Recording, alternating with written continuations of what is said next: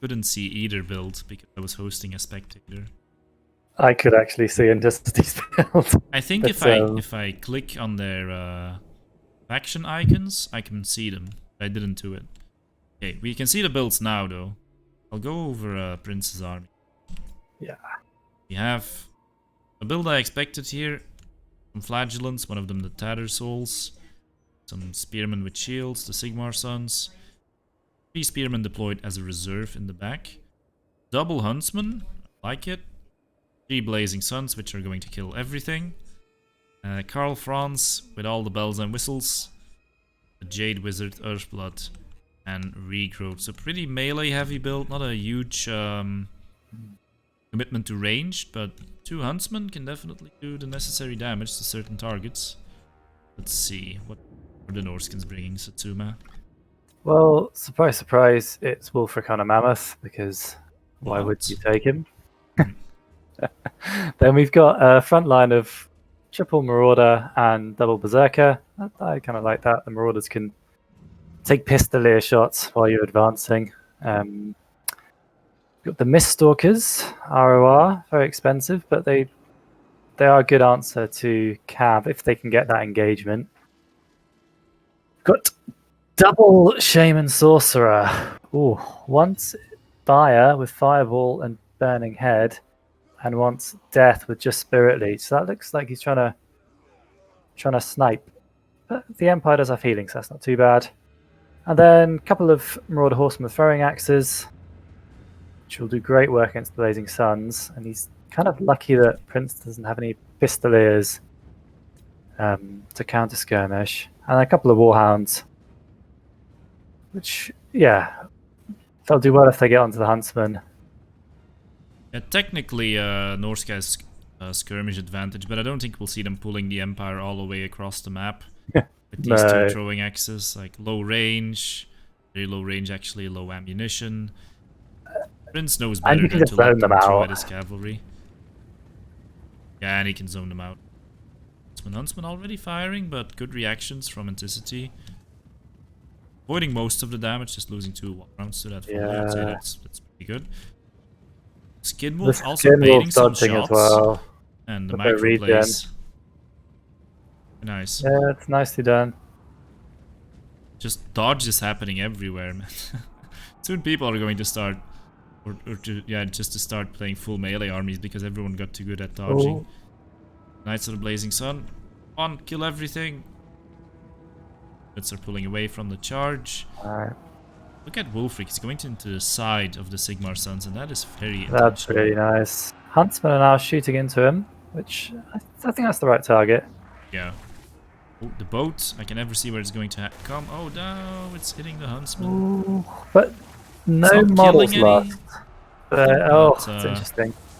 Something breeds on them now, like these Miststalkers. Yeah, oh, he's got to stop those hounds. The hounds are coming in as well. Ooh, but the Miststalkers are unsupported. For now. Oh. True, but this feels... Yeah, this doesn't feel good. Oh, and a Burning Head is going to come in as well. Flagellants. Oh, those poor Flagellants. 0 armor, like that. Looks like this army is getting pulled apart quite hard. Knights of the Blazing Sun are still alive though. And holding up these mobile units, actually fighting Marauder Horsemen in melee. And Warhounds, that's a good fight for them. They want to be cycle charging. Jade Wizard routing Hunter of Champions on her. Oh yeah. Or him. I mean, you never know. You never know. Don't assume gender in 2020. Jade Wizard is indeed dying. Knights of the Blazing Sun have surrounded Wulfric, should be able to kill him because they're Knights of the Blazing Sun. They kill everything. They have Spearman support. Look like they're doing it though. Wulfric is actually winning comp. This center engagement. While Franz is being hugged by the Skinwolves, having a bit of problems dealing with them. Miststalkers have also jumped on top of him, but this is pulling through his own units, which is really nice. The Jade Wizard should be able to rally to get a big fat heal. Oh yeah. We actually had to retreat while the There's some Reichland skin wolves Fang. taking some bad fights Yep. against spears and flagellants. But you know they're skin wolves, so they'll just be back. Another boat. That's pretty Clipping a nice spear. boat. Probably wanted to get the flagellant as well, though. Yeah. Carl is getting onto that Marauder, and you know, some Empire units are stabilizing. The Jade Yeah. Wizard is back. I think he actually healed himself, looking at his health there. This has got slightly better for the Empire, but I still feel that that first fight was a bit too rough. Yeah, although, look at Carl. He's back to full health. Yeah. Yeah. He has units that can cycle charge the blob. Still has some huntsmen, like 33 huntsmen on a sliver of health. I But it think looks they're like the about to hounds get are going destroyed. to... yeah, they're going to eat them. They didn't get their value at all, poor huntsman. Yeah. The hunter becomes the hunted. Oh, and the Jade So, Wizard once big again on the fight fire. between Carl and Wulfric, and it's not going well for Carl. Carl, with the Hunter of Champions have on the him, has to support. retreat. It's over. It kind of looks like it. Knights of the Blazing Sun are still on the field, though. 26 of them. I should stop calling these games. Oh, Carl gets away! Maybe he can still pull it out! Maybe if he gets some great cycle charging, he can actually do this! I know who you're... Turn around of the century! I know whose impression you're doing right now. Yeah. But, you know, probably should. I mean, sometimes you see these builds, right? And they're like, oh, it's over before it's begun. We shouldn't do that. I mean, sometimes it's funny because I say something like that, and then, of course, Caster's Curse blows up in my face.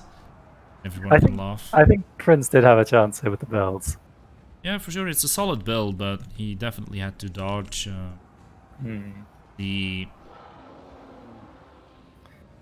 boat, and dodging with Huntsman doesn't actually feel as bad as dodging with other units, because if they run forward, which is what you want to do to dodge anyway, right? They keep firing, so you're not losing time. But I guess, you know, once again, we gotta stress what went right, what was done well, more than the mistakes, I think, which was Enticity just brought everything together at the right time. Like, that's beautiful. Wulfric was charging from the side, and the infantry units were engaging, and the Miststalkers arrived at the right time, and he got the envelopment done at the right time. There was no moment where it was like, okay, this is happening, but we also have to wait for 5 seconds for these units to arrive. No, there was just very little time to respond to everything at the same time. And he also pulled several units out of position just before that big envelop.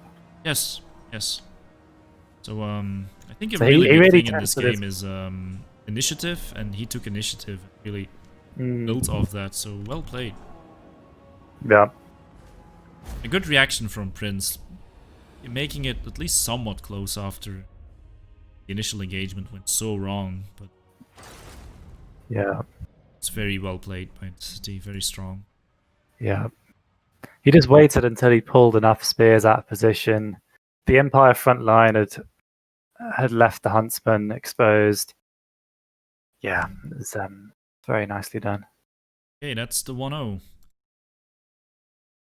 Now Prussian Prince will select 2 factions. See if he pulls it back. Yeah, Enticity really showing he's not a one-trick pony at all. No. Of course, relies mostly on the coast, but he can play other factions as well. I remember having a series with him. I think you may have actually seen it. Actually, I'm not sure. You may not have been part of the clan at that point, but it was Norska against Greenskins. I won as Greenskins. And it was Counts against Ghost. I lost that one. Actually, the second match was Empire against Chaos. And yeah, I won with Chaos, so it's pretty strong. Yeah, so we can play Coast defending. He's played... I wasn't quite kite with Dark Elves, but... yeah, the Dark Elf build, I think, was still biggest show of force. Yeah, it's the way he positioned his units. It didn't feel close. No, it didn't feel close. But I guess if you have so much experience playing Coast, then you play with Dark Elf units that move a lot faster, can reposition a lot faster, and are also AP missiles that, you know, it must feel like playing with the brakes off in some regard. Isles and Bretonia. Enticity going for his trusted Vampire Coast. If only Norse guy had handguns, yeah, like mammoths with great cannons on their backs and grenade throwers in the howdahs. Yeah, the map. Change the map, it's the Oakham Shard. I believe there may be some water here. How do you feel about water maps? Oh, don't even talk to me about that. I'm still scarred from letting Sooth pick Coast on that water map. Yeah. I mean, it was a big opportunity to go full Swarm Troll rush. Yeah. Yeah, it's always a big opportunity to take the worst unit on the roster. Hmm. So this map actually does have some water. Quite a bit, actually. Coast pick. Of course, even if it hadn't been a water map, it probably would have been Coast. Coast pick definitely did, pretty strong here.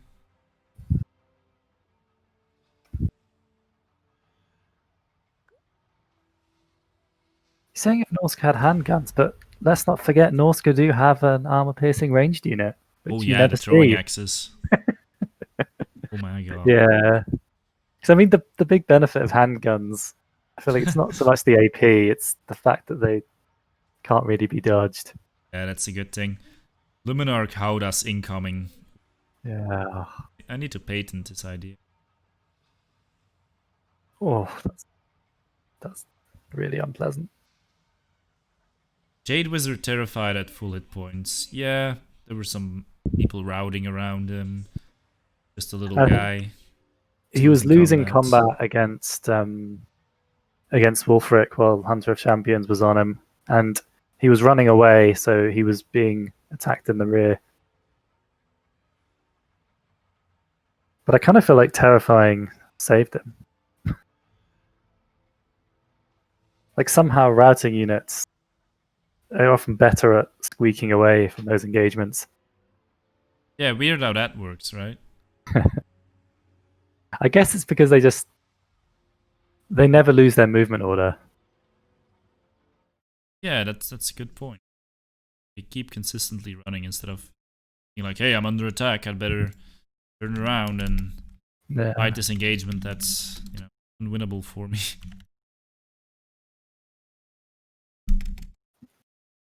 In some games, you wish your units would do stuff by themselves sometimes, and in Warhammer, it's like the opposite. You really don't want them to think for themselves.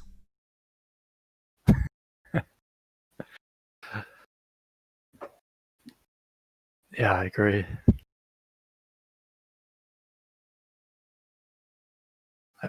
On that note, one of the other most popular things, of course, is guard mode, which is just another way of stopping units fighting for themselves, thinking for themselves. Yeah.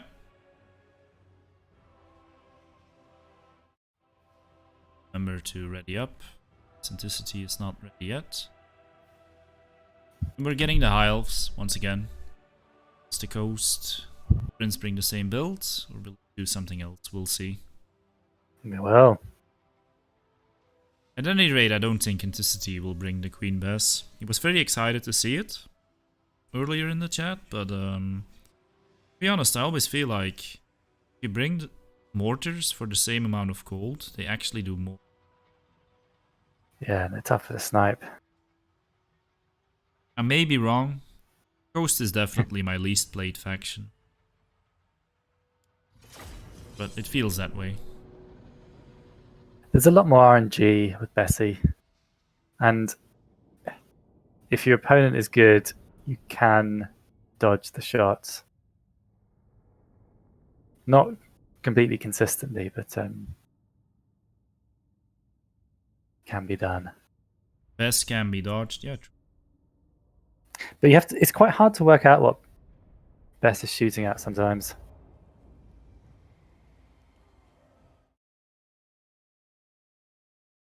There we go.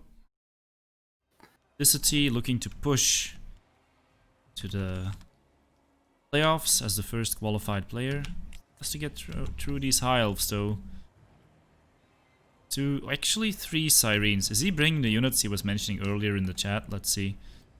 It's Noctilus. This Noctilus is on foot, which I kind of feel is the stronger choice. Like being on the thing seems to make him not slower, but he always looks like a slow big target. His abilities are the same though. Otherwise, of course, the biggest thing is you have more money for other toys. So we have the Night Terrors here, the Morngulls, gunnery mobs, then the big absentees. Previous battles, zombie pirate gunnery mobs with bombs. I'm just gonna start calling them bombers, saying the whole name. We have the pole arms. We have once again 4 deckhand mobs standing ready to receive a big burning head to the face. So something tells me these guys will actually dodge. There's also a scurvy dog once again ranked up. All right, what are the high elves bringing? It's a different build. It's another ranged build, but no bolt throwers this time. We have 4 Shadow Warriors, Oh yeah, which is a big investment, and I kind of like that. They're stalk. They can snipe stuff. It's a lot of 180 tools range, to- baby. Yeah, it's a lot of tools to take out the bombers, and they can fight off scurvy dogs. Obviously, the archers can't. They're fairly far. They're 40 speed compared to 48 on the sirens. They can't run from the sirens, but they can very easily run from everything else apart from the scurvy dogs. Then we've got 5 archers. Again, no light armor. What is he doing? 4 rangers, a Lithanar, and another major fire on foot. Getting his mage sniped last time still hasn't convinced him to put him on an eagle. And Not I even a shouldn't talk horse. about. I shouldn't. Enticity wouldn't listen. There are some cavalry units cunningly hidden. Yeah. And of course, he's not sneakily listening to the stream or scouting them out. Like, if he was, he would see them anyway. But we don't think any player does that. So, yeah, this Mage of Fire, even after the last battle where she kind of won it all by herself, she's not deserving of a promotion. You at least get a horse or something. But Alethanar this time has found his moonbow. And this game, he doesn't need it as much. Exactly. Nice dodging from Enticity. Prince needs to micro is stop off the shooting those charts. scurvy dogs. Yep. It's always kind of tricky with units like this. Like, you path them backwards so they don't get caught, and then they switch targets, which is a bit annoying. Yeah, Ghost is pushing forward, High Elves is pushing forward, and this is looking like a cool game. Just look out how much map is being occupied. Both armies. Also, I'll mention this before the battle becomes too chaotic, because it's come up a couple times. So these archers, the argument for not taking the light armor, and I don't have a strong opinion on this, but I know that this is the argument that is used, is that they can run away from the guns and pistoliers and not get shot. And then if they're being shot by artillery, by artillery or armor-piercing units, the armor doesn't matter anyway. But the biggest argument is they're fast enough to get far enough away to where they don't get shot. But I can also see your argument for taking the armor. I'm mostly joking. I know you're not like super anal about it or something, but the main reason I take light armor though is just it's quite easy with high elves to end up with a couple of hundred gold that you can't really spend. True. Okay, let's see what's going on, because there's actually a lot going on. The Illyrian Reavers are coming into the back. The Rangers are getting smashed by the Sirens.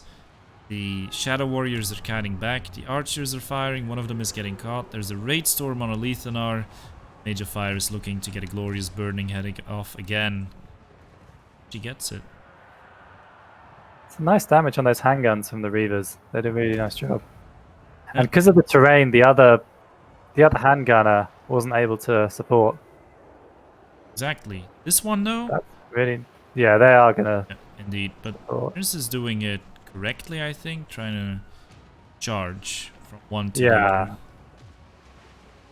Illyrian Reaver. No, he's actually just running away because he realizes if he attacks the other one will shoot him. He might go back in again. They've Oh, switched these targets. Sirens coming through the middle. And the Sirens are really rough here. I mean, basically has to get perfect burning hits on them, but they're moving all around, so it's really difficult to hit them. And I guess they have armor piercing, so the light armor wouldn't have helped. True. and without sounding too smarmy, this is why I bring sisters. Oh yeah, to have a little bit of and a net. against them. I mean, I guess the Flaming Sword could have been nice, although I kind of feel like Enticity would just pull the Sirens back every time. Cast it. But you can also cast it on ranged units. Let's see what's going on. Sirens are pushing out, routing a lot of the archers, which is looking really rough, but at the same time, High Elves They're now chasing Shadow Warriors as well, which can fight Sirens. It's not cost efficient, but I mean, it's kind of using a combination of units, right? Like Scurvy Dogs together with Sirens to break them faster. Yeah. This is looking rough. Like the Ghost is just pushing out. Still have healing. Mage is getting caught by the Night Terrors. So healing. There is pressure on the backline, but of course the Ghost backline doesn't stabilize. Yeah. It's so much tougher for the Reavers to do well against the handguns. Prince has almost been pushed to the edge of the map as well. That Burning Head was not as good as the ones in the previous game. Yeah, I feel like it was super tough to get the correct Burning Heads here. Yeah. 3 Sirens, just a great big farm Enticity. And it didn't look like he specifically built to counter Prince's build. He may have adapted slightly. Prince took something else, and his build is still working, so... Well, this would have done really well against Prince's first build, because the bolt throwers would not have got their value. True. Sisters.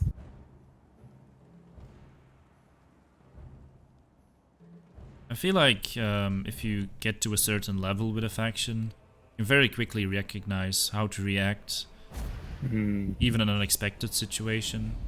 I think Enticity with his Ghost is definitely at that level, and he will take the 2-0 victory here. Very convincing manner, actually.